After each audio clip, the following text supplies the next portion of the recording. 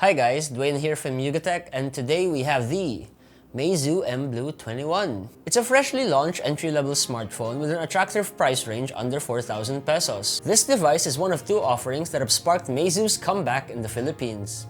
Given how much it costs, expectations shouldn't be that high. But you never know. It could provide end users under a budget with more than meets the eye. And that's why we're here today. Let's dive right into what makes the MEIZU mBlu 21 tick.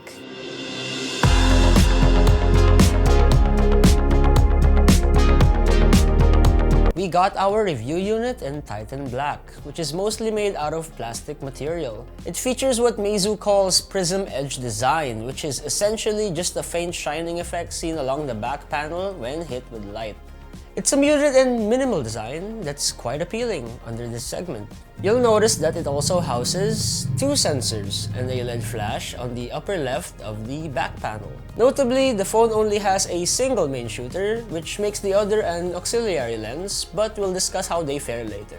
At the front, we have the phone's display and its front camera situated in a hole punch notch. The bezels are quite thicker than we'd prefer, which makes it feel outdated in terms of design language. For buttons and ports, we have the volume rocker and power button on the right side. These are quite tactile, and the latter works as a fingerprint sensor as well. On the left, we have the dual nano SIM tray, which is also a hybrid slot for using micro SD cards. I like how the hole for the SIM ejector is placed outside of the tray, because material used for the tray can at times be fragile and broken off easily. At the bottom, we have a 3.5mm audio port, a microphone, a USB Type-C port, and one of two speakers. Users can find the other speaker on top of the phone. By the way, the phone isn't certified for an ingress protection rating. Generally speaking though, the device was fleshed out well. It comes off as a common find as it doesn't really stand out with its simple design, but then again, less is more to some people.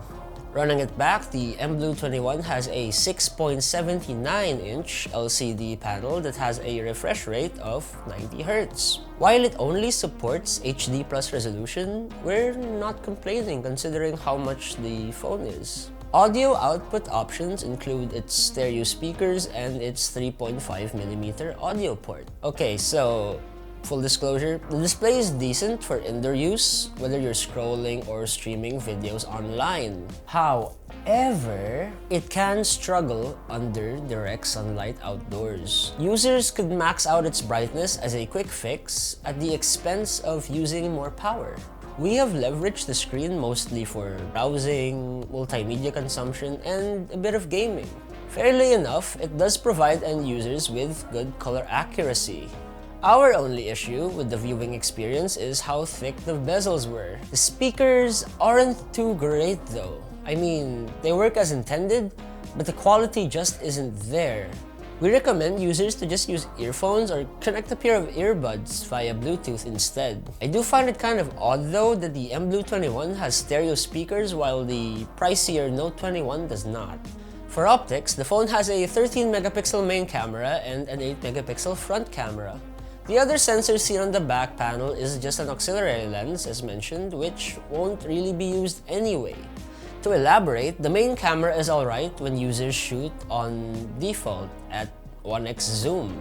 Zooming any further leads to a heavy dip in quality that can worsen even more with the absence of light. The saving grace for the cameras are its color reproduction and subject separation. Both work pretty well, selfies in video recordings included. However, we can't really ignore that it's not good at preserving details either. Of course, you guys could always tell us otherwise based off of the photos on your screen. For what it's worth, it's decent at best. We're sure people really aren't looking for devices that are optimal for photography under this segment, but you know, it would be a nice bonus should it be possible. To be fair though, it is usable. It just takes a bit of work and some mindfulness to take lighting conditions into account. As the global version of the device, our unit shipped with Android 14 out of the box. While there's not much to unpack here, the biggest pleasantry would be the absence of bloatware. My single gripe with this is the lack of a dedicated photo gallery.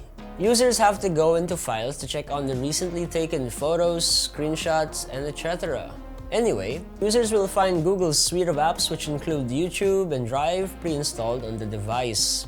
The user interface is quite straightforward as well and features the usual gesture functions for Android devices. Frankly, some users might find this clunky due to how bare the interface feels, which is understandable.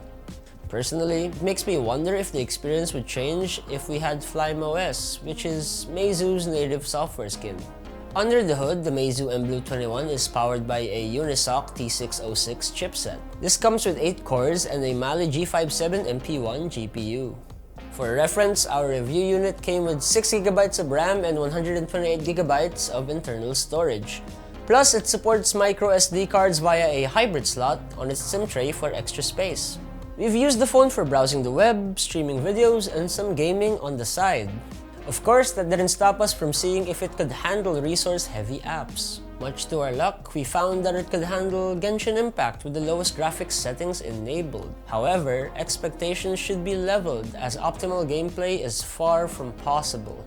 Users can certainly run the game, but this comes with frame drops. At its best, it should only be used to get your dailies out of the way. At the very least, it doesn't tend to heat up even an hour into gameplay.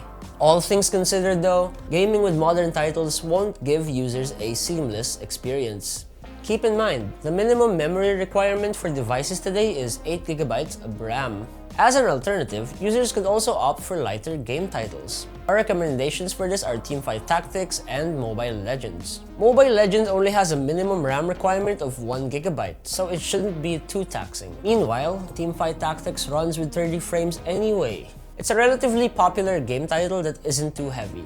For those interested, here are our benchmark scores for the MEIZU mBlu 21.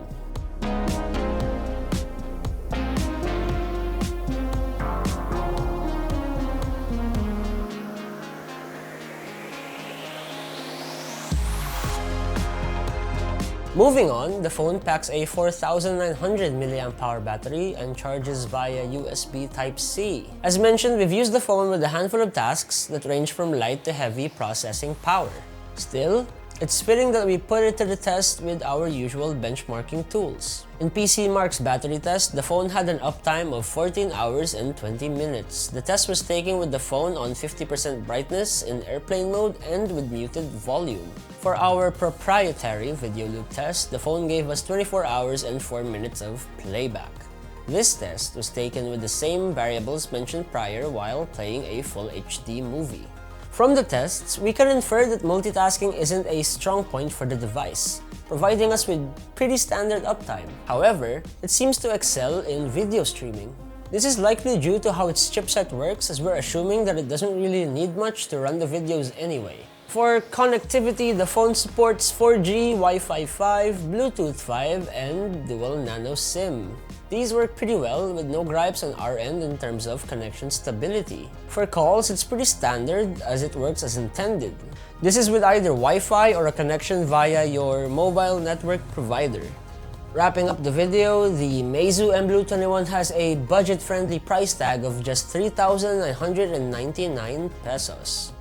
As we mentioned at the start, expectations weren't that high for how much this is. As for what it offers, it's a bit all over the place, with pricing being its main advantage. Other pros include its design, great display, clean software albeit being stock Android, and decent battery life. However, we can't really deny that there's not much to work with the device either. It struggles under performance, making it less optimal for those that want to use modern, resource-intensive apps. Still, it's not bad for general or relaxed usage. We recommend that it's used for streaming videos and browsing. I mean, it has a sizable display to match it. At the end of the day, it's an affordable pickup. We appreciate how MEIZU's return gives us more options that could work to fit our budgets. After all, we at Yugatech believe there's something for everyone. If you enjoyed our review, don't forget to leave a like, hit that notification bell, and subscribe to our YouTube channel for more content. You can also check us out on Facebook, Instagram, X, TikTok, and yugatech.com for the latest tech news and reviews. Once again, this has been Dwayne, and I will be seeing you guys in the next one. Peace.